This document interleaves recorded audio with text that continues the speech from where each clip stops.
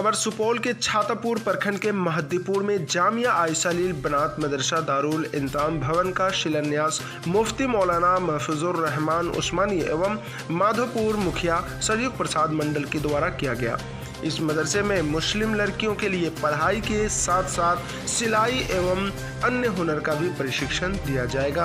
आपको बता दें कि इस मदरसे में बाहरी मुस्लिम छात्राएं के लिए रहने एवं खाने की सुविधा उपलब्ध कराई जाएगी।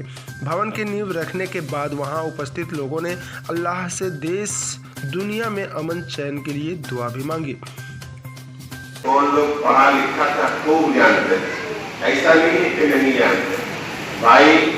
अगर आपको उर्दू पढ़ने आ गया या कुरान आपने सीख लिया पढ़ना, इसका नाम पढ़ना नहीं है। किसी की बीमारी पर सूरह यासीन शरीफ का खत्म पढ़ देते हैं, तो ये जो चीजें होती हैं ये जरूरत के लिए हो सकती है, लेकिन इंसानी जरूरत का नहीं, बल्कि इंसान को जो मुमताज करती है। वरना पूरी कायनात में बसने वाला इंसान जो है आज जो है मदरसा तो उनका माशाल्लाह बन चुका है। उसकी एक इमारत जामिया आयशा लिल बनात के नाम से इन्होंने एक दूसरे बिल्डिंग की ईंट रखी है।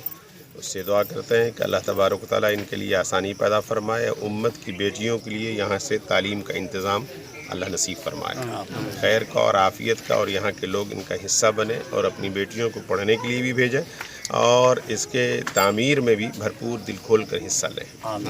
यहाँ जो है लड़कियों का गर्ल्स हॉस्टल का नींव रखा गया है ताकि लड़कियाँ यहाँ पर आकर के हिंदी, इंग्लिश, उर्दू, अरबी हर तरह की तालीम से आरास्ता हो। पूरे समाज के बच्चे पढ़े और वो जहाँ भी जाए तो शिक्षा को आगे बढ़ाए।